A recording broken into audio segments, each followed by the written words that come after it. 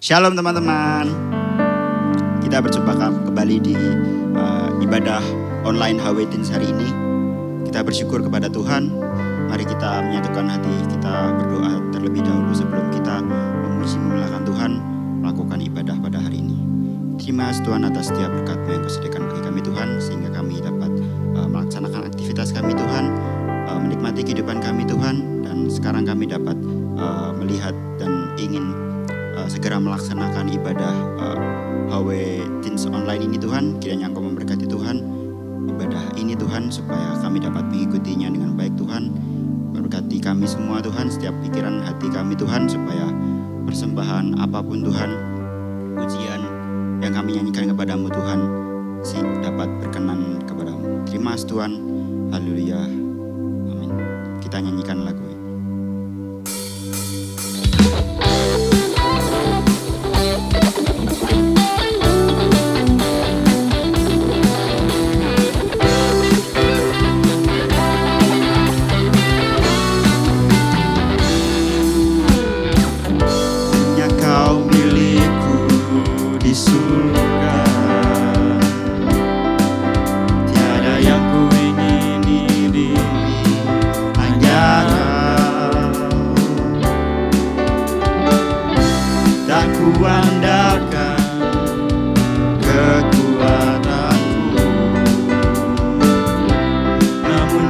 Pasti Kau tetap selamanya Allah sumber tuaku.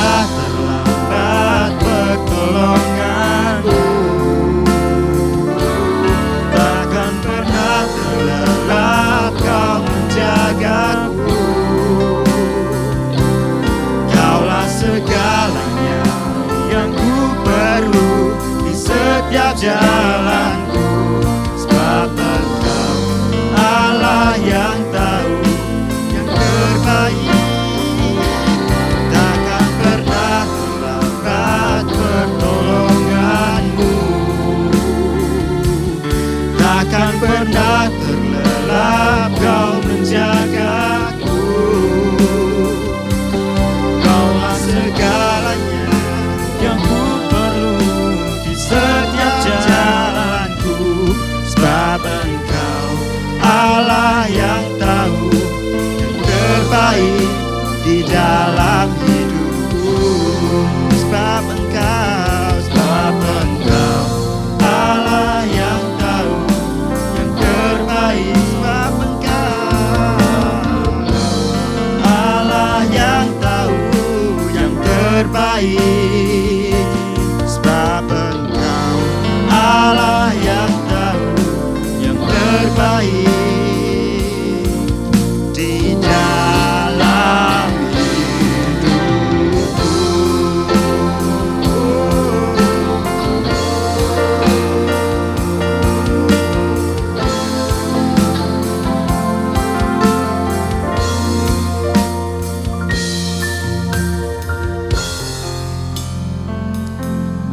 Ya Bapa, terima kasih atas berkat-Mu Bapa. Sejenak kami dapat muji dan muliakan nama-Mu. Sejenak kami dapat menghormati, dapat memuliakan nama-Mu Tuhan. Tuhan, terima kasih Kau telah berkati dan memberikan kesempatan pada hari ini untuk memuji dan memuliakan nama-Mu Tuhan. Sekarang Tuhan, kami akan benarkan sedikit dari firman-Mu Tuhan. Kiranya setiap firman-Mu yang akan diberikan dapat memberkati kami dalam kehidupan kami selanjutnya, dapat berguna bagi kami, dan dapat memperluas kerajaan-Mu Tuhan. Doa yang kurang sempurna ini kami panjatkan dalam nama-Mu, Tuhan Yesus Kristus, Juru Selamat kami yang hidup. Haleluya. Amin. Shalom, kiranya kasih, karunia, dan damai sejahtera dari Allah Bapa, Tuhan Yesus Kristus menyertai saudara dimanapun saudara berada. Selamat datang di ibadah online Hawetins hari ini. Dan kita akan membahas sebuah tema, yaitu Yesus adalah Tuhan, perjumpaan yang mengubahkan. Mari kita baca di dalam Yohanes pasal 21 ayat 1 sampai 14. Teman-teman nanti bisa membaca mulai dari ayat 1 sampai 19. Namun yang akan kita bahas hari ini ayat 1 sampai 14. Saya akan bacakan bagi kita sekalian. Yesus menampakkan diri kepada murid-muridnya di pantai Danau Tiberias. Kemudian Yesus menampakkan diri lagi kepada murid-muridnya di pantai Danau Tiberias dan ia menampakkan diri sebagai berikut. Di pantai itu berkumpul Simon Petrus, Thomas yang disebut Didimus, Nathanael dari Kana yang di Galilea, anak-anak Zebedeus, dan 2 orang muridnya yang lain. Kata Simon Petrus kepada mereka, "Aku pergi menangkap ikan." Kata mereka kepadanya, "Kami pergi juga dengan engkau." Mereka berangkat lalu naik ke perahu, tetapi malam itu mereka tidak menangkap apa-apa. Ketika hari mulai siang, Yesus berdiri di pantai. Akan tetapi murid-murid itu tidak tahu bahwa itu adalah Tuhan. Dari itu ada Yesus. Kata Yesus kepada mereka, "Hai anak-anak, adakah kamu mempunyai lauk pauk?" Jawab mereka, "Tidak ada." Maka kata Yesus kepada mereka, "Tebarkanlah jalamu di sebelah kanan perahu, maka akan kamu peroleh." Lalu mereka menebarkannya dan mereka tidak dapat menariknya lagi karena banyaknya ikan. Maka murid yang dikasihi Yesus itu berkata kepada Petrus, "Itu Tuhan." Ketika Petrus mendengar bahwa itu adalah Tuhan, maka ia mengenakan pakaiannya sebab ia tidak berpakaian, lalu terjun ke dalam danau. Murid-murid yang lain datang dengan perahu karena mereka tidak jauh dari darat. Hanya kira-kira 200 hasta saja dan mereka menghela jala yang penuh ikan itu. Ketika mereka tiba di darat, mereka melihat api arang dan di atasnya ikan dan roti. Kata Yesus kepada mereka, "Bawalah beberapa ikan yang baru kamu tangkap itu." Simon Petrus naik ke perahu lalu menghela jala itu ke darat, penuh ikan-ikan besar, 153 ekor banyaknya, dan sungguh pun sebanyak itu, jala itu tidak koyak. Kata Yesus kepada mereka, "Marilah dan sarapanlah." Tidak ada di antara murid-murid itu yang berani bertanya kepadanya, "Siapakah engkau?" Sebab mereka tahu bahwa ia adalah Tuhan.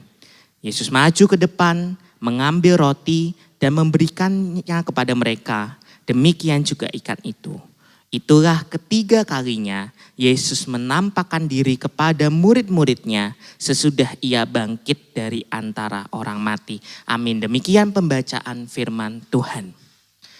Teman-teman, apa yang terbesit di pikiran kita ketika kita mendengar kata berubah atau perubahan? Ketika kita mendengar kata itu, mungkin yang terlintas di pikiran kita adalah sesuatu yang berbeda dari yang sebelumnya, menjadi sesuatu yang berbeda dengan sebelumnya. Kita bisa mengatakan itu ada perubahan. Sebagai contoh, apel yang belum matang berwarna hijau, tapi ketika dia sudah matang dia berwarna merah. Pisang yang belum matang dia berwarna hijau, tetapi ketika dia sudah matang dia berubah warna menjadi kuning. Perubahan dapat dirasakan oleh banyak makhluk termasuk kita manusia. Kita seringkali kemudian ingin belajar berubah. Kita ingin berubah menjadi pribadi yang lebih baik. Kita ingin berubah menjadi pribadi yang lebih menyenangkan. Tetapi sayangnya kita sering terjebak di dalam putaran tersebut. Buku yang bagus saya sarankan teman-teman untuk dibaca ada buku karangan John Ortberg. Dalam bukunya adalah The Life You've Always Wanted. Atau yang di dalam bahasa Inggris disebut, dalam bahasa Indonesia disebut kehidupan yang selalu Anda dambakan. Di dalam buku tersebut, di bab pertama, John Ortberg memberikan sebuah gambaran bahwa kita terjebak pada ketidakpuasan kita dengan diri sendiri. Kita terjebak pada kondisi di mana kita ingin berubah, tetapi kita tidak mampu. Kita terjebak di dalam kondisi, ya seperti inilah saya tidak bisa berbuat apa-apa. Kita seringkali terjebak dalam kondisi di mana kita ingin berubah, tetapi kita tidak mampu melakukannya. Kita kehilangan kepercayaan diri kita kehilangan arah kita kehilangan tujuan kita. Dan kita sering membenarkan diri sendiri dengan alasan, aku adalah aku. Apa yang aku lakukan, ya itu adalah aku. Aku tidak bisa mengubahnya. Apakah benar demikian? Bahwa perubahan itu ada sebuah hal yang tidak mungkin? Bacaan kita hari ini memberikan gambaran yang sangat jelas mengenai perubahan. Kisah ini terjadi setelah Yesus bangkit dan menampakkan diri ketiga kalinya kepada murid-muridnya. Mari kita membagi kisah ini menjadi dua bagian besar. Yang pertama ada sebelum mereka bertemu Yesus dan yang kedua setelah mereka bertemu dengan Yesus. Pada kondisi di mana mereka belum bertemu dengan Yesus, kita melihat di sini.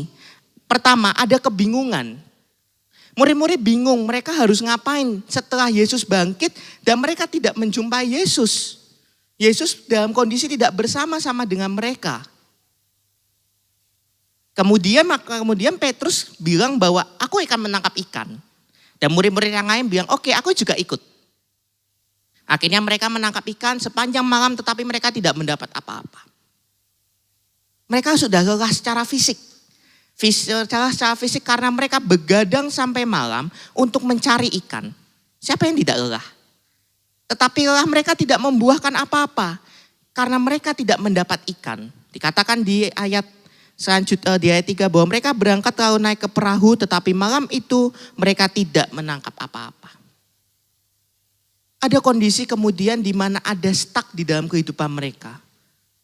Mereka ingin berbuat seperti ini, mereka tidak mendapat apa-apa. Dan perlu kita ingat, kalau teman-teman ingat Petrus dulu ketika Yesus disalibkan, dia menyangkal Yesus banyak 3 kali. Petrus berada di dalam posisi titik nadirnya.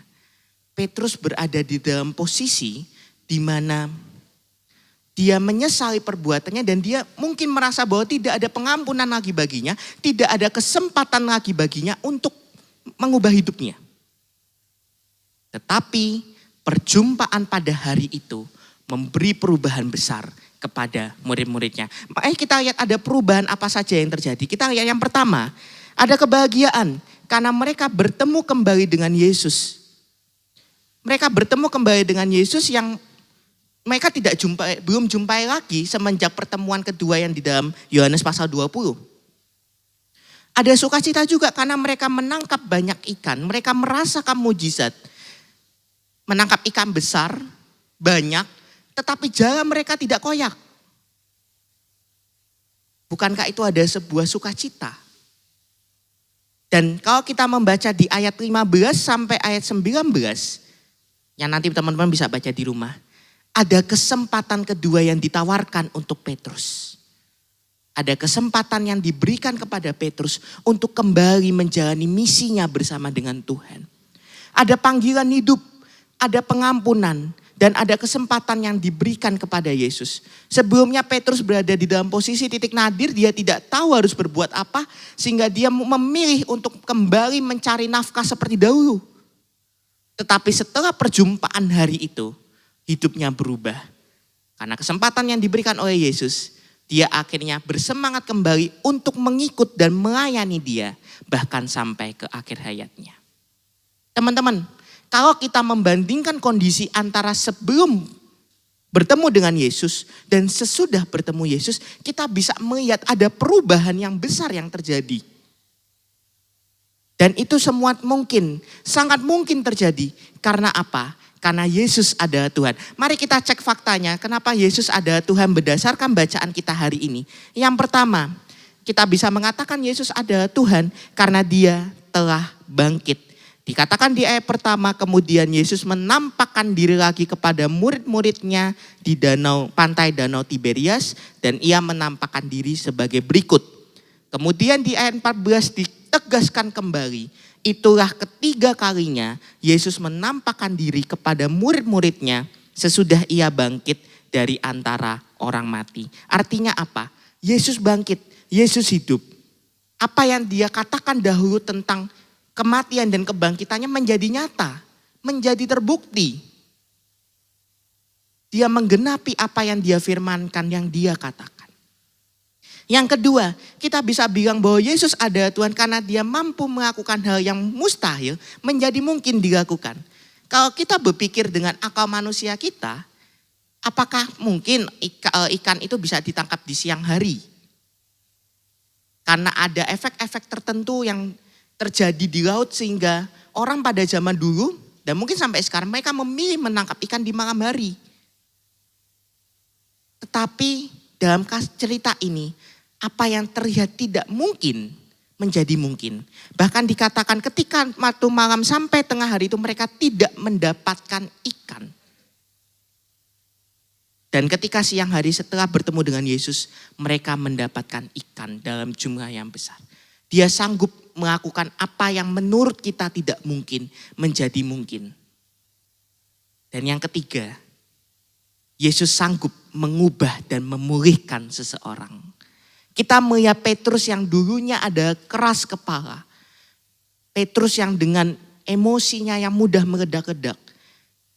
Kemudian mencapai ke titik nadirnya ketika dia menyangkal Yesus.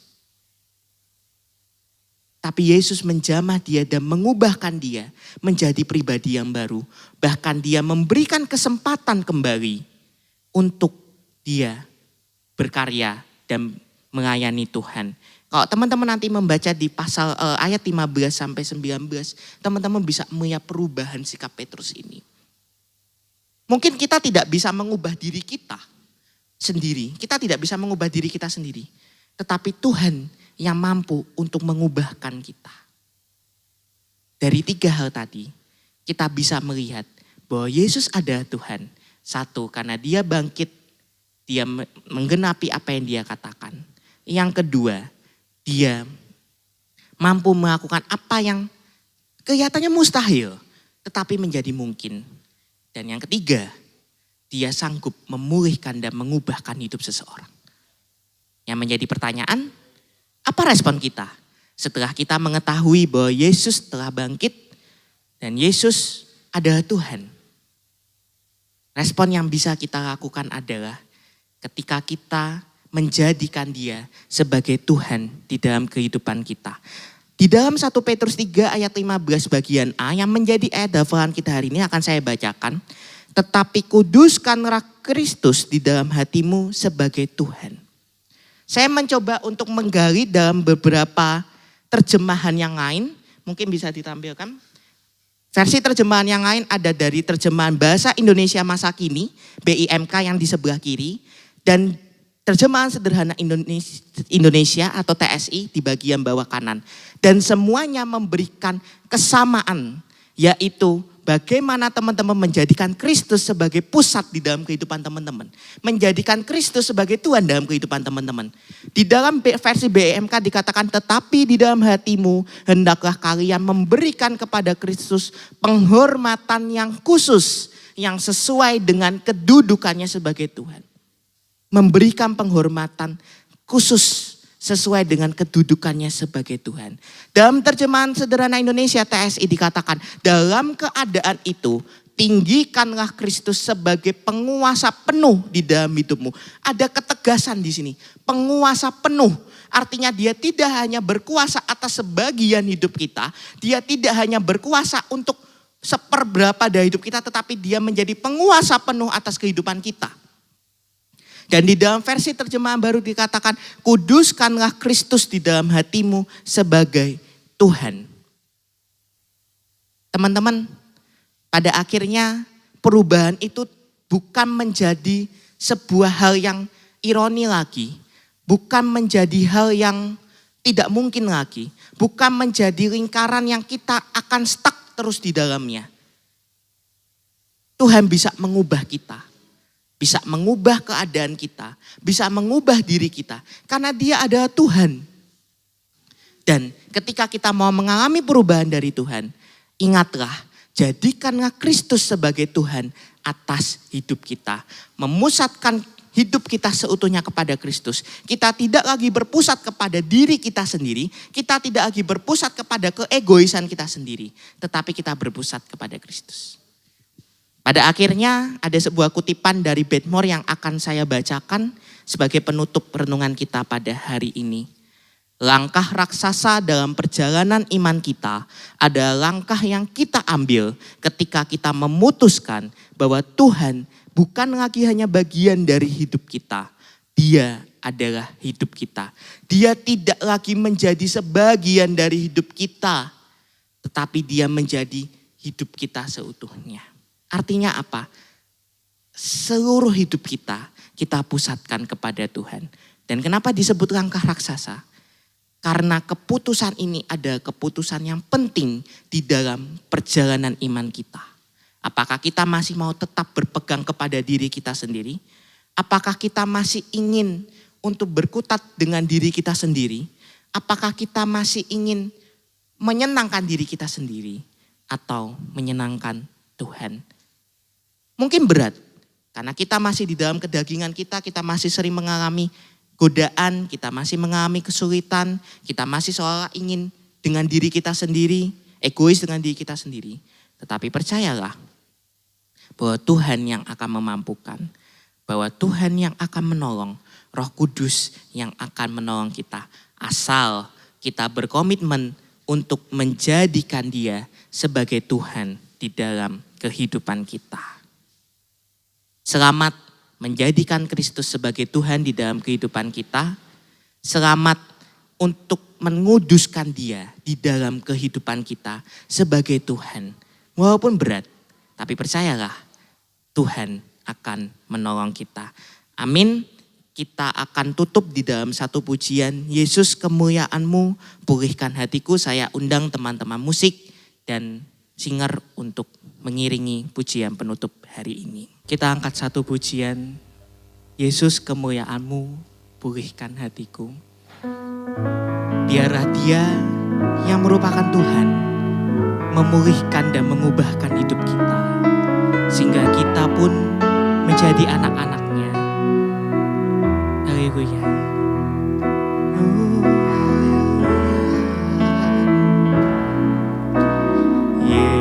Yesus kemuliaan-Mu, pulihkan hatiku.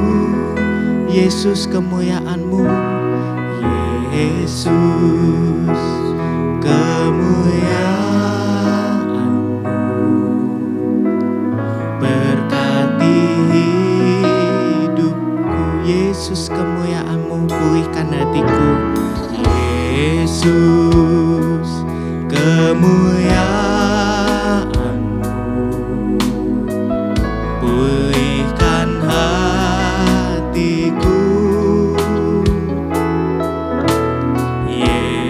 Yesus, kemuliaan-Mu berkati hidupku. Inilah pujian dan sembah kami Tuhan. Segala pujian syukur bagimu, Kau hadir dalam hidupku. Kini ku datang sujud di hadapan-Mu, memuji-Mu, menyembah-Mu.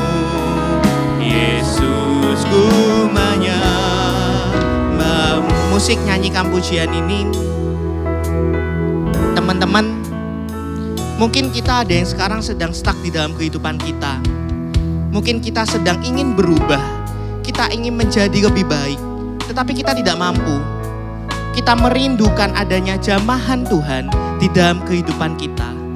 Ingatlah bahwa Dia adalah Tuhan. Dia sanggup melakukan segala perkara. Dia sanggup melakukan apapun juga.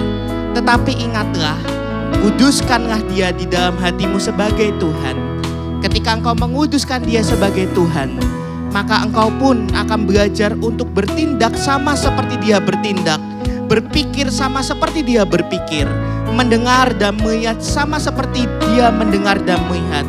Kepunyaanmu, hidupmu seutuhnya diberikan kepada Dia. Dan percayalah bahwa perubahan itu akan menjadi nyata di dalam kehidupanmu ketika engkau menjadikan Dia sebagai pusat dari kehidupanmu. Kita nyanyikan refnya sekali lagi. Segala puji, segala pujian syukur bagimu, Kau hadir dalam hidupku. Kini ku datang sujud di hadapan-Mu, memuji-Mu, menyembah-Mu. Yesus, ku menyembah-Mu. sekali lagi katakan segala puji hormatnya bagi Dia saja. Haleluya. Segala pujian syukur bagi Kau hadir Tuhan. Kau hadir dalam hidupku. Kini ku datang sujud di hadapan-Mu, puji-Mu, memuji-Mu, menyembah-Mu. Yesus, ku menyembah-Mu. Yesus, ku sembah-Mu. Yesus, ku menyembah-Mu. Yesus, kami sembah Dikau. Yesus, ku menyembah-Mu. Haleluya, haleluya, haleluya. Tuhan, terima kasih Tuhan. Haleluya. Mari kita berdoa. Ini kami Tuhan. Kami bersyukur untuk setiap firman yang telah Engkau berikan kepada kami hari ini. Kami merindukan Tuhan adanya perubahan di dalam kehidupan kami. Kami merindu untuk melihat mujizat-Mu di dalam kehidupan kami. Kami rindu Tuhan untuk menjadi serupa seperti Engkau Tuhan. Namun kami sadar dengan kemanusiaan kami saja kami tidak mampu. Ampuni kami Tuhan ketika kami masih mengandalkan diri kami sendiri. Ampuni kami Tuhan ketika kami masih berpusat kepada diri kami sendiri. Ampuni kami ketika kami masih mementingkan diri kami sendiri Tuhan. Kami mau mengundang Kau masuk ke dalam setiap hati kami. Menjadi Tuhan dan Raja dalam kehidupan kami. Berotoritas penuh di dalam kehidupan kami. Dalam apapun yang kami lakukan, kami mau menjadikan Kau sebagai Tuhan dan menjadi pusat di dalam kehidupan kami. Kami tahu, kami tidak mampu sendiri. Karena itu Tuhan, Biar Roh Kudus yang menolong kami, supaya kami boleh dapat hidup semakin serupa dengan Kau. Kami boleh dapat hidup menjadi anak-anak kepunyaan-Mu yang berkenan di hadapan-Mu. Meteraikan firman ini dalam setiap hati kami, supaya firman ini tidak berlalu dengan sia-sia, tetapi kiranya boleh dapat bertumbuh, berbuah, dan berlipat kali ganda di dalam kehidupan kami. Terima kasih, memberkati setiap kami yang sudah hadir pada hari ini Tuhan, yang sudah menyaksikan, yang sudah mendengar, dan yang sudah beribadah pada pagi hari ini. Kami percaya bahwa berkat dari Allah Bapa, tentram damai sejahtera dari Yesus Kristus, penghiburan dan penyertaan dari Roh Kudus terus menyertai kami senantiasa, mulai saat ini sampai selama-lamanya, di dalam nama Tuhan Yesus Kristus. Yang percaya katakan bersama, amin. Tuhan memberkati kita sekalian.